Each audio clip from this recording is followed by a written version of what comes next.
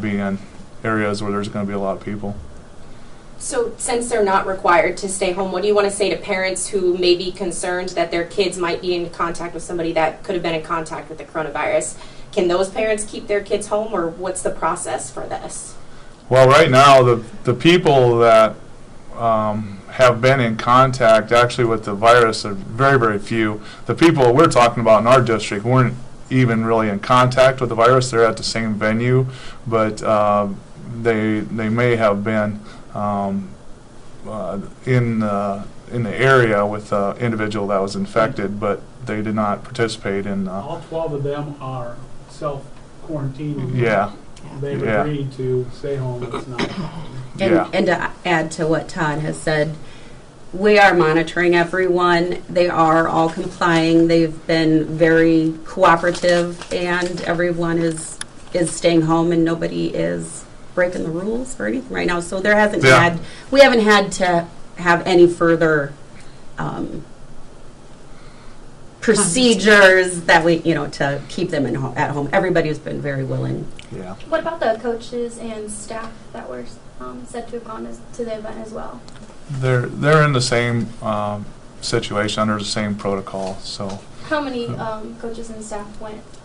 I believe, Becky, we had 12 students and 1 staff member that was in attendance. So since it's been 9 days since the tournament, when did they go into the self-quarantine? Let's start that. They were notified on Saturday by the Special Olympics officials that they were in self-quarantine through March 14th. And what exactly does self-quarantine entail? Good question. I'll let Judy or someone answer that. And Natasha, that's you. Yeah. So the self-quarantine is when they need to stay home, they don't have any visitors, and they don't leave their home for any reason. They don't call for takeout. No, nothing. No one is Nobody to come extra to their comes to house, visit. and they're not to leave. So did the students go to school the first week of March? We had spring break last week, starting on, when did our Thursday. Thursday. So some of them were could be done, in school attendance last week for a couple of the days, yes. Is that concerning at all to you guys? At this time, like I said, I would urge everyone to be rational. As a superintendent and as a parent, there are infectious diseases around us constantly, right now even. So the concern, I think, lies in someone having symptoms and becoming very ill, just like with any other cases. Everything you read on the coronavirus is similar to other diseases. If you have a compromised immune system or are getting more ill as the symptoms progress, then definitely, like Judy says, go see your physician.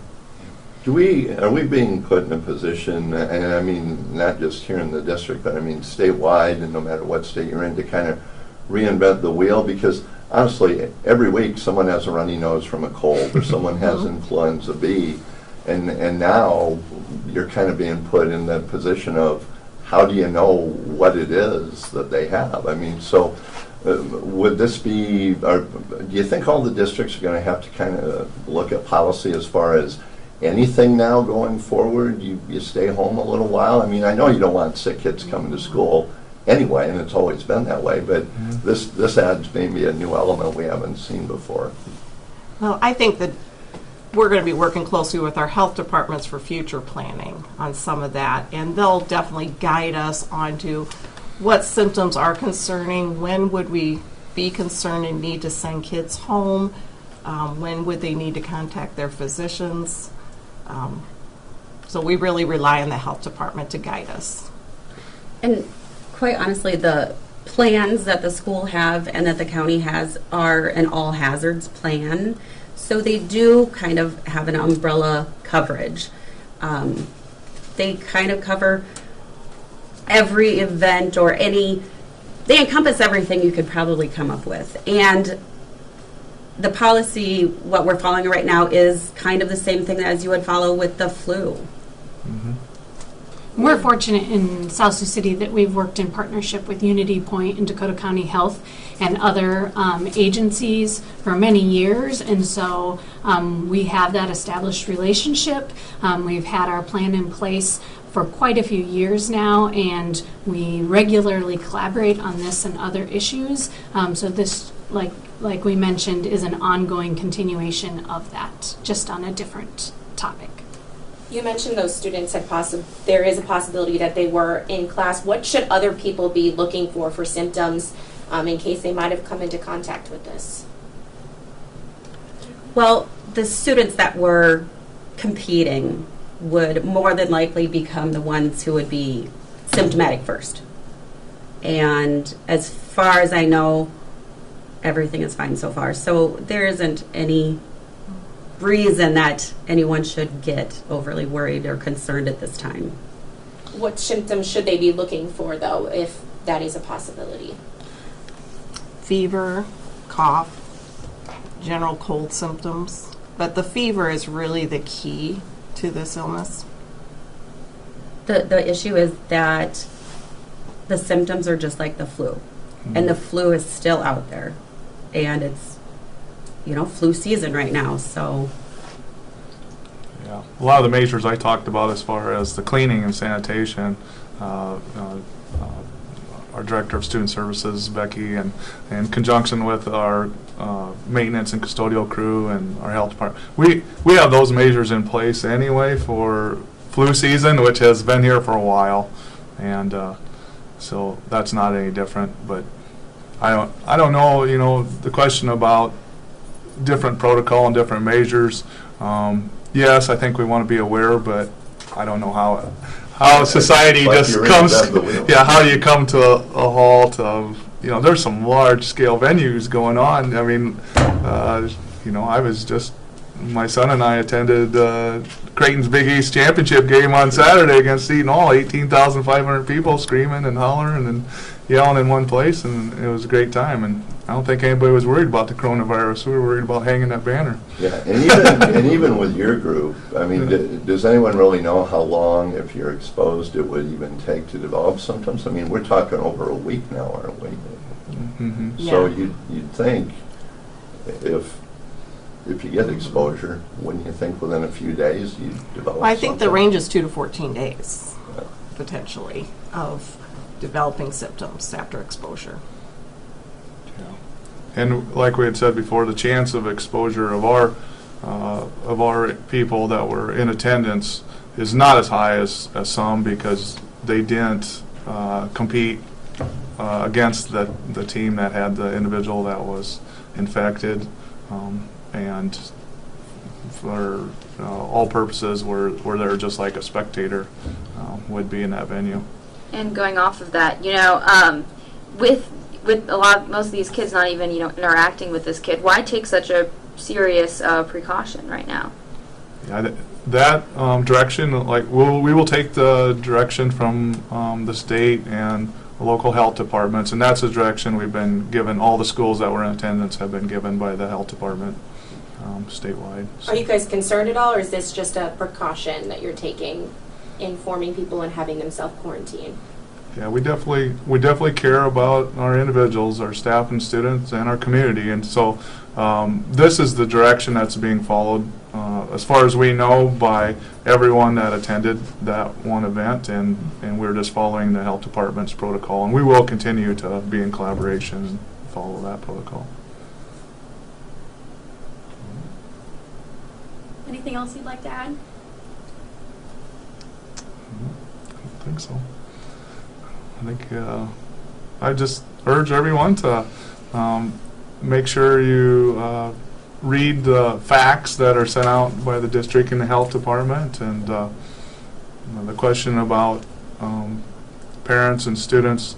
That could span everything from weather to days when there may be illness in the school, but parents always have the right to keep their children at home if they deem that is the safest route, but we also are going to do everything we can to make it very safe for them to come to our schools and receive a public education.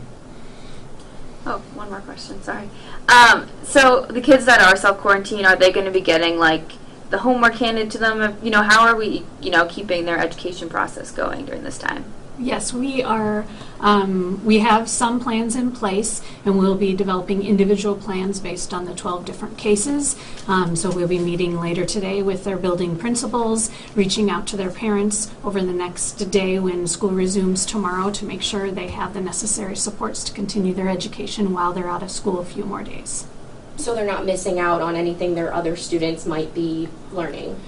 Well, I can't guarantee that necessarily because they Always- won't be in the it's walls always of better our to be in school, closer. and anytime they're in front of our teachers is the best. But we're going to do our develop a plan based on their individual schedules so that we can make sure they don't miss out on anything that we can plan for.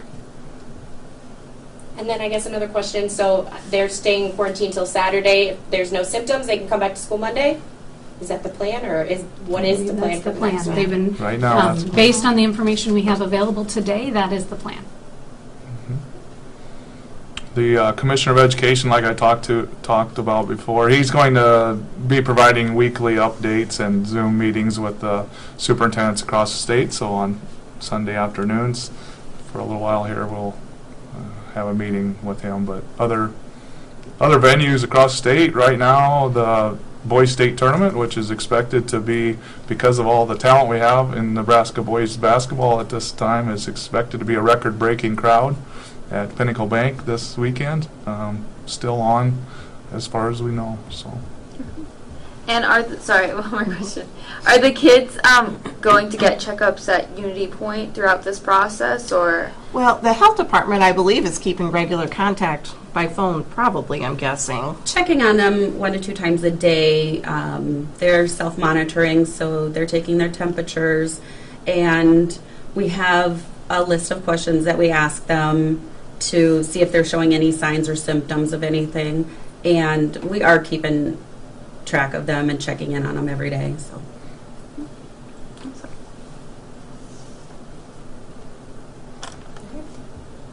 Thank you. all right. Good job. Okay, thank you. Thanks, everybody. Thank you, ladies.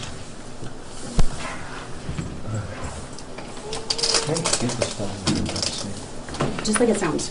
Okay. No. I'm sure it is. I don't love doing that.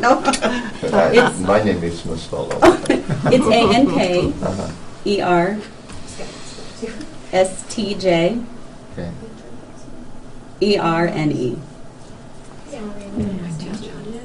Sure.